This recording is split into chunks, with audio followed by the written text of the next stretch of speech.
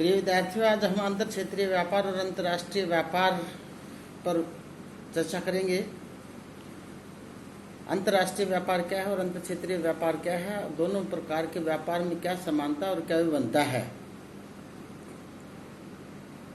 तो अंतर्राष्ट्रीय जो व्यापार है उसका मतलब दो देशों के बीच होने वाला व्यापार है, उसको हम अंतर्राष्ट्रीय व्यापार कहते हैं। और अंतर क्षेत्रीय व्यापार एक देश के विभिन्न क्षेत्रों के बीच होने वाले व्यापार को हम अंतर क्षेत्रीय व्यापार कहते हैं।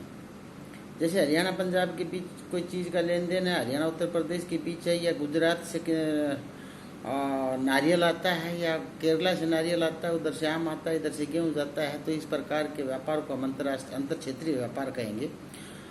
कनाडा से कोई वस्तु भारत में आती है, अमेरिका से आती है, हम उनको भेजते हैं, तो इस प्रकार के व्यापार को अंतर्राष्ट्रीय व्यापार कहते हैं। अंतर्राष्ट्रीय व्यापार और अंतर क्षेत्रीय व्यापार में कई सारी समानताएं भी हैं और कई सारी विभिन्नताएं भी हैं।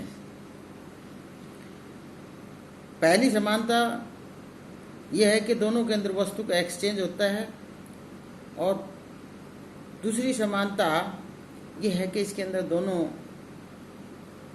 के अंदर दो पार्टी शामिल भी हैं। अंतर क्षेत्रीय व्यापार के अंदर एक ही मुद्रा में लेन देन होता है और अंतर्राष्ट्रीय व्यापार में विभिन्न मुद्राओं में लेन देन होता है। तो इस प्रकार इनके अंदर बहुत सी समानताएं और असमानताएं हैं, और दोनों के पीछे जो कई कारण हैं। तो अंतर्राष्ट्रीय व्यापार जो है उसके हम कारण बताएंगे कि नंबर एक, अंतर्राष्ट्रीय व्यापार का सबसे इम्पोर्टेंट कारण ये है कि अंतर्राष्ट्रीय विशिष्टीकरण है। विशिष्टीकरण का मतलब है कि कोई देश किसी वस्तु विशेष को बनाने में ज़्यादा माहिर है, ज़्यादा कार्यकुशल है। जैसे इलेक्ट्रॉनिक्स आइटम बनाने में जापान था, युद्ध के उपकरण बनाने में अमेरिका है, फ्रांस है, इजराइल है, मोटर कारें बनाने में जर्मनी है, घड़ियाँ बनाने में स्विट्जरलैंड है। तो इस प्रकार इन देशों के पास अपना एक विशेष ज्ञान है, और उस ज्ञान के आधार पर वो उस वस्तु को बनाते हैं, और वो अन्य देशों की तुलना में वो कम लागत के ऊपर वो वस्तुएं पैदा कर देते हैं। बाकी दुनिया को उस वस्तु को पैदा करने में अधिक लागत उठानी पड़ती है। इसलिए ये देश सरप्लस प्रोड्यूसर है उस वस्तु के, और जहाँ सरप्लस प्रोडक्शन होगा वहाँ व्यापार होगा, एक्सचेंज होगा।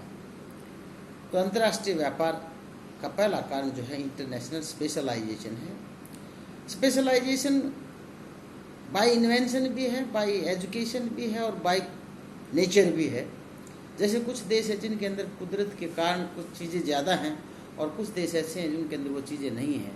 नमक के पहाड़ पाकिस्तान के अंदर हैं, कनाडा के अंदर बहुत सारे वन हैं, अफ्रीका के कई देश हैं जिनके अंदर काजू ज़्यादा है, जैसे घाना वगैरह के अंदर। मलेशिया में रबड़ है, सऊदी अरब में तेल है, भारत के अंदर चाय है, पटसन है। तो ये चीज़ें अंतर्राष्ट्रीय स्पेशलाइजेशन की वजह से नहीं, बाय नेचर ये चीज़ें हैं। तो इनकी वजह से हम सरप्लस प्रोडक्शन को किसी भी दूसरे देशों के अंदर बेचने के लिए तैयार हो जाते हैं। दूसरा कारण है कि किसी देश के अंदर किसी विशेष फैक्टर का उपलब्ध न होना, किसी चीज़ को बनाने के लिए या तो रॉ मटेरियल नहीं है, या फिर उसके अंदर उस प्रकार के कार्यकुशल श्रमिक नहीं है। तो एक देश सभी चीज़ें नहीं बना सकता, और किसी देश के पास वस्तु विशेष बनाने के लिए साधन भी हैं और उसके पीछे तकनीकी ज्ञान भी है। तो इस प्रकार वो देश ज़्यादा चीज़ें बना लेता है। इसलिए अंतर्राष्ट्रीय व्यापार वो अपने अधिक जो सरप्लस उत्पादन है उसको दूसरे देशों को देना शुरू कर देता है। डिफरेंस इन कॉस्ट भी है। कई बार क्या होता है कि कोई देश किसी वस्तु को बनाने में लागत कम, क्योंकि उसकी कार्यकुशलता उसके अंदर ज़्यादा है, उसका स्पेशलाइजेशन अच्छा है, तो वो उस वस्तु को कम लागत पर बना देता है। जैसे कुछ चीज़ें हैं, अगर हम यात्री विमान बनाएं तो बड़े महंगे पड़ेंगे। अमेरिका है वो यात्री विमान बहुत सस्ते उस पर बना देता है दूसरे देशों को, इसलिए वो यात्री विमान वहीं से खरीदते हैं।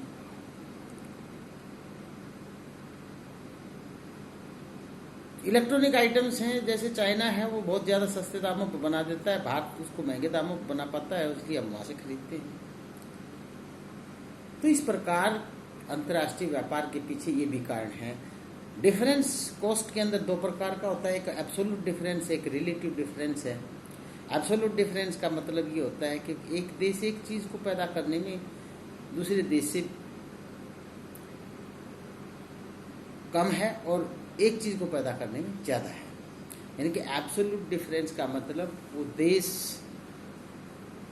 कम लागत पर उस वस्तु को पैदा करता है स्पष्ट तौर से। और कंपैरेटिव का मतलब क्या है कि दो वस्तुएं पैदा करता है एक देश और दूसरा देश भी दो वस्तुएं पैदा करता है।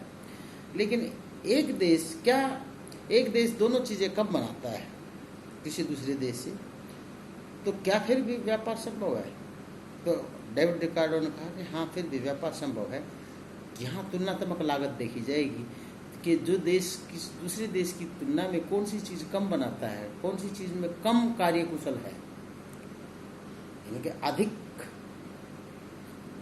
कौन सी वस्तु के उत्पादन में उसकी कार्यकुशलता उस देश की कार्यकुशलता से थोड़ी कम है, और किस वस्तु के उत्पादन में उस देश की कार्यकुशलता दूसरे देश से ज़्यादा कम है, तो वो थोड़ी कम वाली वस्तु को अपने देश में बना सकता है।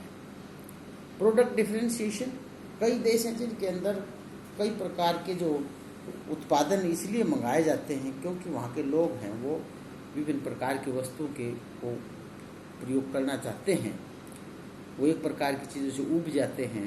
जैसे हम फल तो खाते हैं यहाँ विभिन्न प्रकार के, लेकिन हम विदेशी फल खाने के भी इच्छुक होते हैं। इसलिए हम प्रोडक्ट फलों में विभिन्नता के लिए हम दूसरे देशों से फल मंगवा लेते हैं, दूसरे देशों से कारें मंगवा लेते हैं, दूसरे देशों से कपड़े मंगवा लेते हैं, जबकि ये सभी चीज़ें हमारे देश के अंदर उपलब्ध हैं। तो क्योंकि ये ह्यूमन साइकोलॉजी है, मनुष्य का मनोविज्ञान है कि वो वस्तुओं में विभिन्नता चाहता है। समानता इनमें क्या है? दोनों प्रकार के व्यापार हैं, दोनों प्रकार के व्यापार में कुछ समानताएं हैं।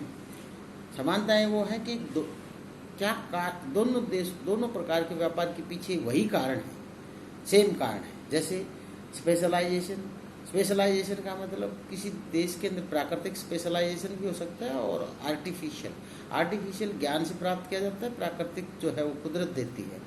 जैसे हिमाचल प्रदेश का सेब है, कर्नाटक का आम है, सूरत के केले हैं, इलाहाबाद के अमरूद हैं, बाहर हरियाणा का पंजाब का गेहूं है, आप केरला की इलायची है, कुछ मसाले हैं। तो इस प्रकार ये स्पेशलाइजेशन की वजह से व्यापार होता है, अंतर क्षेत्रीय व्यापार। लागतों की वजह से भी होता है, कोई चीज़ किसी देश किसी क्षेत्र के अंदर अधिक लागत या किसी देश के अंदर अधिक लागत में पैदा होती है और दूसरे देश में कम लागत में पैदा होती है, तो अधिक लागत वाला देश उस चीज़ का उत्पादन नहीं करता, वो दूसरे देश से मंगवा लेता है। फिर एक्सचेंज होता है दोनों के बीच, यानी कि दोनों के बीच एक्सचेंज का मतलब क्या है कि वस्तुएं या मनी के बदले में वस्तुएं बेची जाती हैं। प्रॉफिट का उद्देश्य है, हर व्यापार का मकसद उद्देश्य प्रॉफिट कमाना है। और वॉलेंट्री ट्रांजैक्शन से म्यूचुअल कोऑपरेशन के बगैर कोई व्यापार नहीं हो सकता। दो दुश्मन देशों के बीच व्यापार नहीं हो सकता, जो मित्र देशों के बीच व्यापार हो सकता है। वॉलेंट्री ट्रांजैक्शंस हैं। एक अंतर्राष्ट्रीय व्यापार के लिए दबाव नहीं बनाया जा सकता। कोई देश अगर चाहता है तो हम उसे वो चीज़ ले सकते हैं, लेना चाहता है अगर वो लेना चाहता है तो हम उसे वो चीज़ दे सकते हैं, अदरवाइज हम दबाव बना के कोई चीज़ नहीं बेच सकते, ना खरीद सकते। वॉलेंट्री ट्रांजैक्शन, कंज्यूमर सॉवरेनिटी का मतलब जो चीज़ कंज्यूमर चाहेगा वही आयात की जाएगी, और जो कंज्यूमर नहीं चाहेगा तो उस चीज़ का आयात करने का फायदा क्या है। Maximum specialisation satisfaction. Maximum satisfaction का मतलब है कि भाई अंतर्राष्ट्रीय व्यापार होने से वस्तु विभिन्नता बढ़ती है, विभिन्न प्रकार की वस्तुएं उपलब्ध होती हैं, और विभिन्न प्रकार की उपलब्ध वस्तुएं जब होती हैं तो उनकी उपयोगिता ज़्यादा होती है, बजाय कि एक ही वस्तु को हम बार बार यूज़ करें। इनके अंदर अंतर भी है, इन दोनों प्रकार के व्यापार के अंदर क्या अंतर है? Immobility of the factors of production. यानी कि अंतर्राष्ट्रीय व्यापार के अंदर उत्पादन के साधन है वो एक देश से दूसरे देश के अंदर नहीं आ जा सकते, और अंतर क्षेत्रीय व्यापार है उसके अंदर साधन इधर से उधर जा सकते हैं।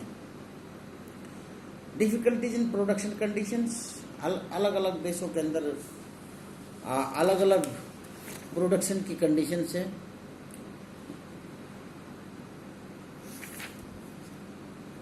प्रोडक्शन की कंडीशन देशों में अलग अलग हैं, इसलिए अंतर्राष्ट्रीय व्यापार थोड़ा अलग है अंतर क्षेत्रीय व्यापार से।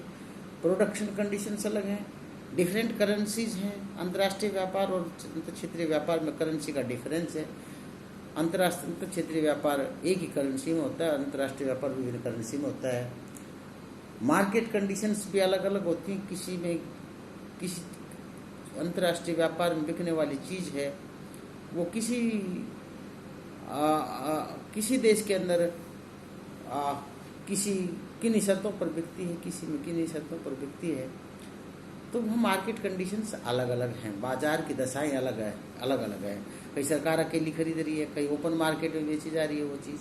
तो ये हो सकता है कि अलग अलग market conditions, natural resources and geographical conditions भी हैं कि विभिन्न देशों के बीच, इन देशों में नेचुरल कंडीशंस और जोग्राफिकल डिफरेंस है वो काफ़ी ज़्यादा हो सकता है विभिन्न देशों के बीच। और अंतर क्षेत्रीय व्यापार जो है उसमें कई बार इन चीज़ों में समानता भी होती है। फिर है इम्पोर्ट एंड एक्सपोर्ट रेस्ट्रिक्शंस भी लगाए जा सकते हैं, लेकिन अंतर क्षेत्रीय व्यापार को हम नहीं रोक सकते। अंतर्राष्ट्रीय व्यापार के अंदर वस्तुएं इधर से उधर जल्दी होती हैं और अंतर्राष्ट्रीय व्यापार में जल्दी नहीं हो पाती। फिर है इंटरनेशनल ऑर्गेनाइजेशन से अंतर्राष्ट्रीय व्यापार के पीछे, और अंतर क्षेत्रीय व्यापार में इंटरनेशनल ऑर्गेनाइजेशन में कुछ प्रॉब्लम्स भी हैं अंतर्राष्ट्रीय व्यापार की, जिससे हम स्लेवरी की दशा भी कहते हैं। इकोनॉमिक नेशनलाइजेशन भी करता है ये। डिफरेंट नेशनल पॉलिसीज भी हैं अंतर्राष्ट्रीय व्यापार और टर्म्स ऑफ ट्रेड। अंतर्राष्ट्रीय व्यापार में व्यापार जो शर्तें हैं वो किसी देश के प्रति अनुकूल और प्रतिकूल हो सकती हैं, लेकिन यहाँ नहीं। तो हम बाकी जो चीज़ें हैं वो फिर बाद में डिस्कस करेंगे। आज इतना ही है, काफ़ी। Thank you.